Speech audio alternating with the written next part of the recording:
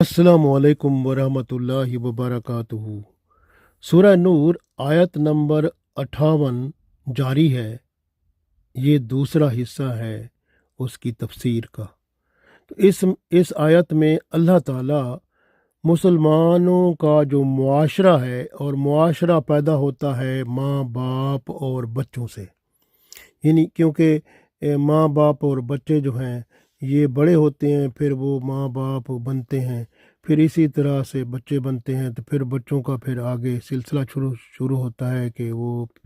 तो ये जो है अल्लाह ताला चाहता है कि घर का माहौल जो है ना, जो माँ बाप रहते हैं घर में, घर का माहौल जो है उसमें शर्म हया हो, और उसमें पाकीज़गी तहारत हो, और हर बच्चा या बच्ची, बड़ा या बड़ी, औरत हो या मर्द हो, तो हर एक जो है वो शर्म व हया का पैकर हो, और हर एक वो पाकीज़ा और साफ़ सुथरी तबीयत वाला हो, और इस्लाम के मुताबिक अमल करने वाला हो, और अपने जो यानी उसके जो शर्म की शर्मगाहें हैं उनकी हिफाजत करने वाला हो, और इस तरह से वो गुनाहों से अपने आप को बचाने वाले हों। तो अल्लाह ताला ये फरमाते हैं कि परहेज़गार बन जाएं, और माहौल घर का बेहतर हो जाए, और पाकीज़गी तहारत आ जाए, और मुस्लिम मुआशरा जो है वो हर किस्म की बुराई, गुनाह, फहाशी, अयाशी और बेहयाई, और हर किस्म की जो मगरबी तौर पर ये जो फहाशी है, या हिंदुआना, या और किसी तरह से आने वाली बेहयाई, फहाशी, हर तरह से मुसलमानों का जो मुआशरा है वो पाक साफ रहे, और आज़ाद रहे, और आपस में प्यार मोहब्बत खलूस हो, लेकिन सब कुछ पाकीज़गी के साथ हो, और किसी तरह की भी बेहयाई, फहाशी, बेशर्मी ना हो, बल्कि शर्म व हया का हर बच्चा बच्ची पैकर हो, और हर जो माँ बाप हैं वो भी माशाअल्लाह बच्चों के सामने कोई ऐसी हरकत ना करें जिससे बच्चों में वो शर्म व हया के जो फितरी आदत है उसको नुकसान पहुँचे। तो अल्लाह ताला हर तरह से हिफाजत, इसलिए अल्लाह ताला ने 3 वक्त बता दिए कि घर में माँ बाप अगर हैं तो अपने कमरे में रह सकते हैं, और मियाँ बीवी आपस में मिल सकते हैं उस वक्त, और इस तरह से बच्चों पर भी कोई ज़हनी तौर पर उन पर असर नहीं होगा, वो उनकी निगाहें पाक रहेंगी, उनका जहन पाक रहेगा। तो ये देखें कि अल्लाह ताला कितना खूबसूरत निज़ाम चाहता है। ये हमारे मुआशरती अहकाम हैं जो अल्लाह ताला हमें अता फरमाता है। यानी आज देखें कि आजकल ग़ुलाम लौंडी तो नहीं होते, क्योंकि ये ग़ुलाम लौंडी के लिए भी हुक्म इसमें है, और नाबालिग बच्चों को के लिए भी है, और नाबालिग बच्चों की एहतियात बहुत ज़रूरी है, क्योंकि यही बच्चे कल को बड़े होते हैं, और अगर ये शर्म व हया का पैकर होंगे और इस्लाम के मुताबिक चलने वाले होंगे, तो माशाअल्लाह पूरा मुआशरा इस्लाम के मुताबिक अमल करने वाला बन जाएगा। तो ये अल्लाह की रहमत होगी। इसलिए मुआशरती अहकाम अल्लाह ताला ने इरशाद फरमाए, क्योंकि अल्लाह ताला इस्लामी मुआशरे को पाक साफ देखना चाहता है। मुआशरे का हर फ़र्द छोटा बड़ा अहकाम इलाही की पाबंदी करे, और अपनी ज़िंदगी के हर लम्हे को पाकीज़ा बना ले। गौर करें, अल्लाह ताला नाबालिग बच्चों की नज़रों को, जहनों को मासूम रखना चाहता है, शर्म व हया का पैकर बनाना चाहता है। तो ये हमें बनाना पड़ेगा, और ये जो हमारे पास जो मोबाइल और ये आईपैड हैं, आईपॉड हैं, टैबलेट हैं, लैपटॉप हैं, इनसे ज़रा उनको आज़ाद करना होगा, और ये बहुत ज़रूरी है, क्योंकि ये अल्लाह और उसके रसूल सल्लल्लाहु अलैहि वसल्लम के हुक्म, और इस आयत कुरानी जो अल्लाह का हुक्म है उसके ख़िलाफ़ चले जाते हैं। तो इसलिए हमने फिर औरत मर्द जो मियाँ बीवी होते हैं उनको चाहिए कि अपने बच्चों को ज़रा ये एहतियात करें कि उनको ऐसी चीज़ें जो कि ان پر شرم گاہیں زہر کر دیتی ہیں، جس طرح موبائل فون اور ٹیبلٹ اور آئی پیڈ آئی پوڈ اور اس طرح کی چیزیں ہیں، تو وہ نہ دیا کریں، بلکہ تمام تر جو ہے ان کی حفاظت کریں مکمل طور پر، اور ان کو شرم و حیا کا پیکر بنائیں اور اسلام کے مطابق عمل کریں۔ اللہ تعالیٰ کا حکم ہے کہ وہ بچے جو ابھی بالغ نہیں ہوئے ماں باپ کے کمروں میں دن رات 3 اوقات میں اجازت مانگ کر داخل ہوں، اس لیے کہ ان کی نظریں اور ذہن پاک رہیں۔ نابالغ بچے ہوں، لڑکے ہوں یا لڑکیاں ہوں، دونوں کا داخلہ بلا اجازت ممنوع ہے۔ اسی طرح آپ دیکھیں ایک اور چیز بھی یہاں معلوم ہوتی ہے کہ کپڑے جو ہم پہنتے ہیں، جب ہم سونے کا وقت ہوتا ہے، یعنی عشاء کی نماز کے بعد، تو ہمیں سو جانا چاہیے اور اس وقت کپڑے تبدیل کر لینے چاہیے، یعنی رات والے کپڑے سونے والے پہننے چاہیے، تاکہ خدا نخواستہ بندہ رات کو اٹھتا ہے پیشاب کرنے کے لیے، کوئی قطرہ پیشاب کا لگ جاتا ہے یا کچھ ایسے ہوتا ہے، تو وہ کپڑے جو ہوں گے، کیونکہ بعد میں جب صبح سویرے کپڑے پھر وہ تبدیل کر لے نماز کے لیے، تاکہ نماز کے کپڑے اور ہونے چاہیے، تو اسی طرح سونے کے کپڑے اور ہونے چاہیے۔ تو یہ ایک یہاں سے یہ بھی پتہ چلتا ہے کہ سونے کے لیے بندے کے اور کپڑے ہوں، اور پھر سونے سے اٹھ کر جب بندہ نماز فجر کے لیے اٹھتا ہے تو پھر اس وقت وضو وغیرہ کر کے، یا اگر نہ غسل کرنا ہے تو غسل کر کے تو کپڑے اور پہن لے، تو اس کا مطلب کیا ہوا کہ کپڑے سونے کے اور ہوں گے، اور اس کے بعد اٹھ کر پھر جب بندہ تیار ہوتا ہے نماز فجر پڑھتا ہے تو وہ اور کپڑے ہوتے ہیں جو پاکیزہ ہوتے ہیں۔ اور رات کو جو کپڑے پہن کر بندہ سوتا ہے تو اس میں کوئی پتہ نہیں ہوتا کہ بندے کوئی کس تھوڑی بہت کوئی اس میں کوئی پلیتی، کوئی کچھ کہیں پیشاب کا قطرہ نہ لگ جائے، کچھ نہ ہو جائے، تو ذرا اس میں پھر وہ شک میں ہو جاتے ہیں۔ تو یہ بھی یہاں معلوم ہوا کہ کپڑوں کا بھی ایک معلوم ہوا کہ اس طرح سے۔ اور دوسری بات یہ بھی معلوم ہوتی ہے کہ اگر ایک ہی گھر ہے اور اس میں شادی شدہ جو ہے رہنے والے زیادہ ہیں، یعنی کہ جب ایک ماں باپ ہیں، اب ان کے بچے جو ہیں بڑے ہو گئے ہیں اور بچوں کی شادیاں کر دیتے ہیں، اور وہ بچے جو ہیں ان کا پھر ان کے جو میاں بیوی ہیں ان کے کمرے علیحدہ علیحدہ ہونے چاہیے، اور اب میاں بیوی ایک کمرے میں ہوں گے، جس کمرے میں میاں بیوی ہوں گے تو اس کمرے میں 3 وقت پھر یہ اجازت مانگ کے جانا پڑے گا۔ تو اس لیے یہ بھی ایک یہاں سے معلومات ہوئیں، اور اس طرح بچے جو ہوں گے وہ بھی اجازت مانگ کے جایا کریں گے، اور اس طرح سے یہ 3 وقت جو اللہ نے بتائے ہیں ان میں۔ اس طرح سے دوسری بات یہ ہے کہ دوپہر کا جو وقت ہوتا ہے نا وہ بڑا اہم ہوتا ہے، کیونکہ دوپہر کے وقت تو رسول اللہ صلی اللہ علیہ وسلم بھی کھانا کھاتے تھے تو اس کے بعد تھوڑا سا قیلولہ فرما لیتے تھے، تو تھوڑا سا سونا ہوتا ہے، تو اس سے یہ ہوتا ہے کہ بندہ جو ہے وہ اس قابل بن جاتا ہے کہ پھر رات کو وہ آرام سے تہجد بھی پڑھ سکتا ہے، تو اور ویسے بھی اس کا جسم جو ہے دوپہر کے کھانے کے بعد اگر تھوڑا ریسٹ کر لیا جائے تو اس کے جو کھانے کا اثر ہوتا ہے اس میں چلا جاتا ہے، وہ نیند میں وہ معاملہ ٹھیک ہو جاتا ہے، اور پھر بندہ دوبارہ جب اٹھتا ہے یہ قیلولہ کر کے تو وہ حشاش بشاش ہو جاتا ہے، ایکٹیو سمارٹ بن جاتا ہے، تو وہ اچھا کام کر سکتا ہے، اور اس پر کوئی کسی قسم کا وہ کھانے کا جو اس کے ساتھ کھانے کے ساتھ جو نیند کا غلبہ ہوتا ہے وہ ختم ہو جاتا ہے، اور بندہ ایکٹیو سمارٹ ہو جاتا ہے۔ قیلولہ بندے کو سمارٹ کرتا ہے، اور اس کے علاوہ بندے کے جسم کے اندر جو ایسے مادے جو کہ شوگر کی بیماری اور خون کو نقصان پہنچانا اور دل کے لیے، تو وہ ایسے مادے جو ہوتے ہیں وہ بھی سیٹل ہو جاتے ہیں، اور بندے کو صحت و سلامتی ملتی ہے۔ تو یہ قیلولہ صحت کے لیے بہت ضروری ہے، اور رسول اللہ صلی اللہ علیہ وسلم کی ماشاءاللہ عادت بھی تھی، اور اس لیے ہم اگر کر لیں تو اچھی بات ہوتی ہے۔ تو اس طرح سے آپ دیکھیں کہ قیلولہ کے وقت بھی یہ حکم ہے کہ اگر وہ جو ہے جو بندہ لیٹے گا، صاف ظاہر ہے لیٹتے وقت وہ ایسی جگہ لیٹے گا جہاں پر وہ اپنا کمرہ ہے اس کے اندر، تو کلوز بند کر کے تاکہ جو ہے نا وہ دوسرا کوئی بندہ وہاں داخل نہ ہو، کیونکہ وہ پتہ نہیں ہوتا نیند میں بندہ جب سو جاتا ہے تو کس حالت میں ہوتا ہے۔ تو اس لیے احتیاط ضروری ہوتی ہے، اس لیے اللہ تعالیٰ ہر بندے پر کرم فرماتا ہے، اور احتیاط اس لیے فرمائی جاتی ہے کہ بندہ جو ہے نیند میں شرم گاہ یا کسی جگہ کوئی کس طرح کی حالت ہوتی ہے تو وہ دوسرے پر زہر نہ ہو، تاکہ پاکیزگی وہ قائم رہے، اس لیے اللہ تعالیٰ چاہتے ہیں۔ تو یہ بہت اہم بات ہے۔ اور آپ دیکھیں، میں نے جیسے عرض کیا کہ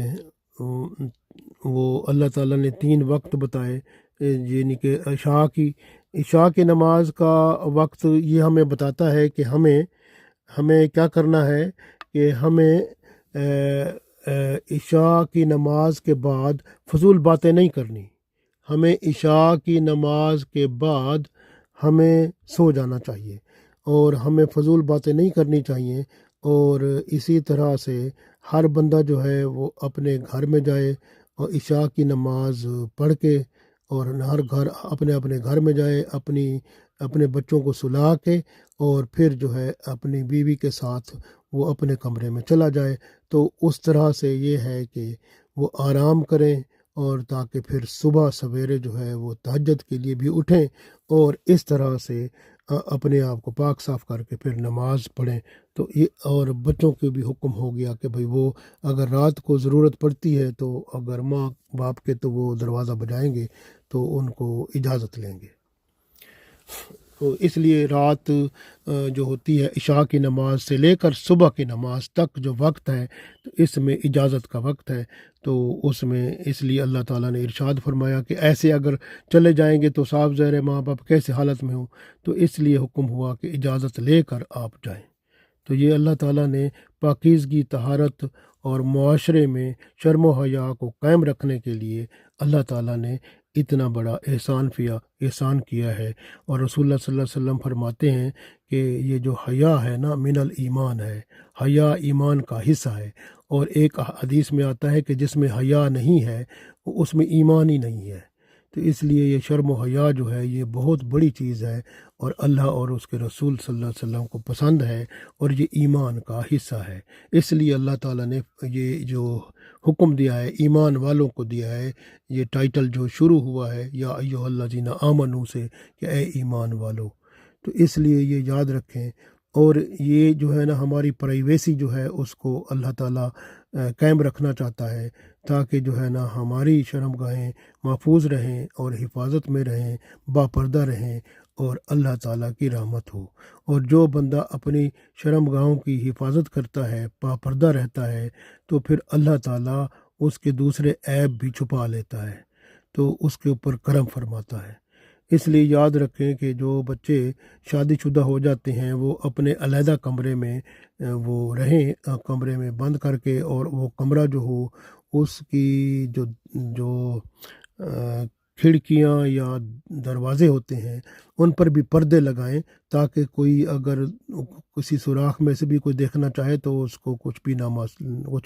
بھی نظر نہ آئے۔ تو یہ بھی ضروری ہے، اس لیے بہت اہم ہے۔ اور خاص طور پر جو ہمارے ماں باپ ہیں ان کے لیے چاہیے کہ جب بچے بڑے ہو جاتے ہیں تو اکثر ماں باپ یہ کہتے ہیں کہ جی ہمارے بچے جو ہیں وہ ایک ہی گھر میں رہیں گے، شادی کریں گے تو بس شادی کے بعد بھی وہ ایک ہی گھر میں رہیں گے،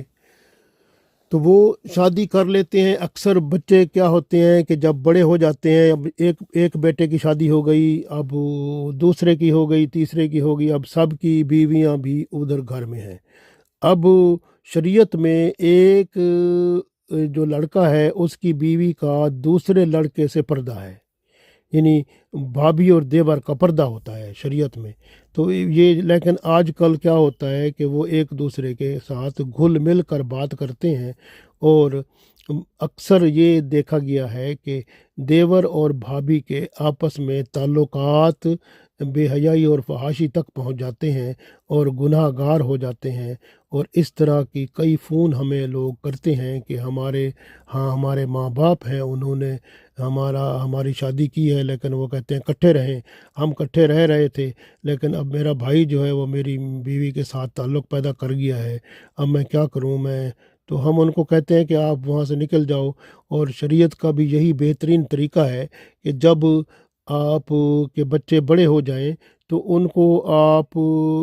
اپنے گھر میں نہ رکھیں، شادی کر کے ان کو علیحدہ کہیں کہ علیحدہ گھر بنائیں اپنا اور علیحدہ وہ رہیں، تو یہ زیادہ بہتر ہوتا ہے کہ اگر ایک ہی گھر میں رہیں گے تو یہ پھر بے حیائی فحاشی کی دیور بھابھی والی باتیں یہ چلیں گی۔ رسول اللہ صلی اللہ علیہ وآلہ وسلم نے فرمایا تھا کہ جو دیور ہوتا ہے نا وہ بھابھی کے ایمان کے لیے موت ہے، اور بھابھی دیور کے ایمان کے لیے موت ہے۔ یعنی اگر یہ موت اس لیے فرمایا کہ بھئی وہ جو ہے ایمان جو ہے وہ پھر ختم ہو جاتا ہے، کیونکہ پھر وہ ایک دوسرے کے ساتھ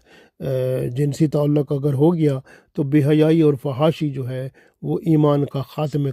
کا سبب بنتی ہے، کیونکہ آپ صلی اللہ علیہ وسلم نے فرمایا تھا کہ جب بندہ کوئی زنا کر رہا ہوتا ہے تو اس کے اندر ایمان نہیں ہوتا، تو اس لیے پھر حالت یہ بن جاتی ہے۔ تو اس لیے یاد رکھیں کہ ہمیشہ جو ہے جو جو جو اسلام بتاتا ہے، اللہ اور اس کے رسول صلی اللہ علیہ وسلم کا حکم ہے، اس کے مطابق ہمیں اپنی زندگی کو گزارنا چاہیے۔ اس لیے یاد رکھیں کہ یہ اللہ اور اس کے رسول صلی اللہ علیہ وسلم جو ہماری زندگی کو بہتر بنانا چاہتے ہیں تو ان کی ہر بات ماننی چاہیے۔ یعنی آپ یہ دیکھیں کسی بھی میاں بیوی کے کمرے میں بغیر اجازت جانے کی اجازت نہیں ہے۔ تو اسی طرح جو بڑے ہوتے ہیں، اگر بڑے ہو جاتے ہیں، جیسے بڑے بچے ہیں، شادی شدہ ہیں، وہ بھی اگر اپنے دوسرے بھائی یا اپنے ماں باپ کے کمرے میں جانا چاہیں تو وہ بھی اجازت لیں گے پہلے، تو اس طرح سے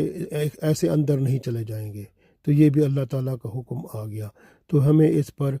عمل کرنا پڑے گا۔ یاد رکھیں اجازت مانگنی چاہیے۔ دیکھیں نا، جو ستر کا جو پردہ ہوتا ہے، اس پردے کا جو خیال رکھتا ہے اللہ تعالیٰ اس کا رزق بڑھا دیتا ہے۔ یعنی ستر کے رزق، ستر کا مطلب ہوتا ہے جیسے اب عورت ہے اس کا سارا جسم ستر ہے، ستر کا مطلب پردہ، یعنی عورت کا سارا جسم پردہ ہے۔ مرد جو ہے اس کا یہ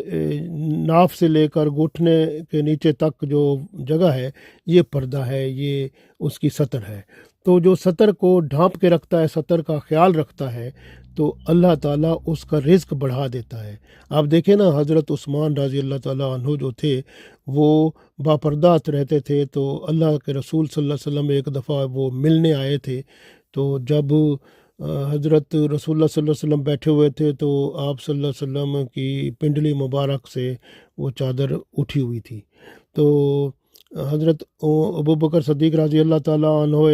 آئے تو پھر آپ صلی اللہ علیہ وسلم نے وہ چادر ٹھیک نہیں کی، لیکن حضرت عمر رضی اللہ تعالیٰ عنہ پھر آئے، پھر بھی نہیں ٹھیک کی، لیکن جب حضرت عثمان رضی اللہ تعالیٰ عنہ آئے تو اس وقت آپ صلی اللہ علیہ وسلم نے وہ جو پنڈلی مبارک سے چادر اٹھی ہوئی تھی اس کو فوراً ڈھانپ دیا اس کو، تو یہ فرمایا عثمان جو ہے وہ حیا کا پیکر ہے۔